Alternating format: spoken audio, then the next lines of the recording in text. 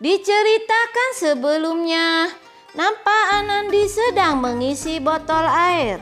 Tiba-tiba Bibi Minu menghampiri Anandi sambil menepuk pundak Anandi.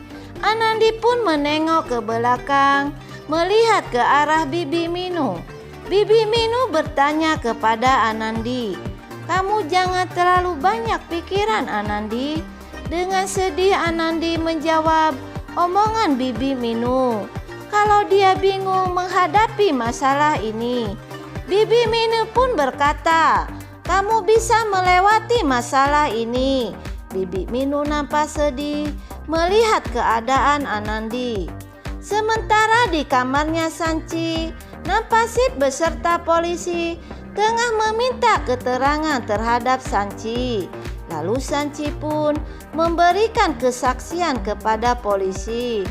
Sanci pun menceritakan tentang dia menolak perjodohan yang diberikan oleh keluarganya dan dia lebih memilih Jagdis.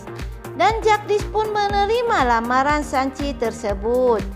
Lalu Sanci pun menceritakan tentang kebersamaannya bersama Jagdis dan dia pula menceritakan kalau dia telah memberikan kado boneka terhadap Jagdis. Dan Sip pula berkata terhadap Jagdis agar Jagdis menjaga Sanci. Lalu mereka pun sampai bertunangan. Polisi mendengarkan perkataan-perkataan Sanci. Hingga Sanci pun berkata, pada suatu hari Jagdis menemui Ibu Ira. Ibu Ira bertemu dengan Jagdis. Jagdis pun berkata kepada Ibu Ira bahwa Jagdis telah membatalkan pertunangannya.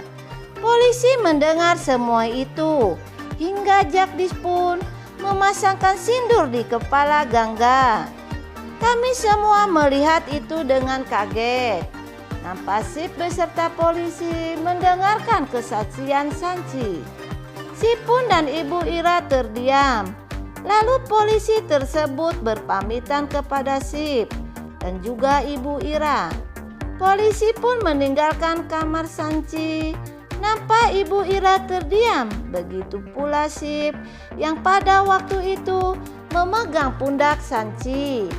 Ibu Ira nampak puas dan Sip pun meninggalkan kamar Sanci.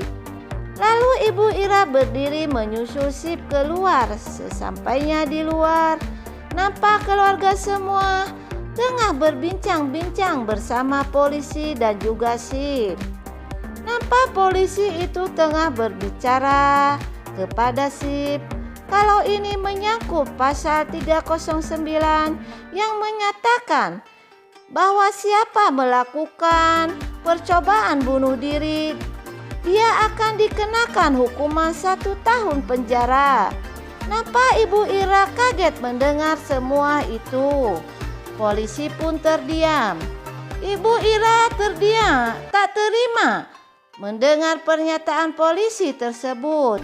Lalu polisi pun berkata kepada Sip akan menangani kasus ini, sehingga Bapak Kolektor harus berpikir ini masalah keluarga dan saudara Bapak.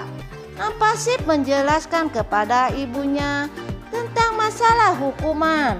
Barang siapa berusaha melakukan uji coba bunuh diri akan dipenjara 1 tahun dan denda. Ibu Ira tak terima dengan semua itu. Ibu Ira kekeh ingin memenjarakan Jagdis. Nampak Anandi terdiam mendengar semua itu. Nampak polisi pun berpamitan kepada Sip. Anandi hanya termenung dan Ibu Ira merasa sedih dengan semua itu. Nampak Sip duduk di samping Ibu Ira sambil berkata kepada Ibu Ira, "Ibu harus sabar. Sip berjanji akan berusaha sekuat tenaga." Nampak ayah dan Bibi Minu memandangi Bibi Ira. Ibu Ira pun terduduk lemas. Lalu Bibi Minu memandangi Ibu Ira sambil berkata kepada Sip agar Sip memikirkan antara keluarga dan saudara. Sip pun berkata dia akan pasti memikirkannya. Anandi pun terdiam mendengar perkataan Bibi Minu. Ira pun berkata kepada Bibi Minu, kamu tidak merasakan nasib putriku. Bibi Minu berkata, bukan begitu maksudku Ira. Nampak Alok pun terdiam. Begitu juga dengan Ira. Tiba-tiba saja si pergi meninggalkan mereka semua. Nampak Minu memberikan isyarat kepada Anandi agar nyusul Sip. Anandi pun pergi menyusul Sip. Nampak Sip yang tengah bingung terdiam.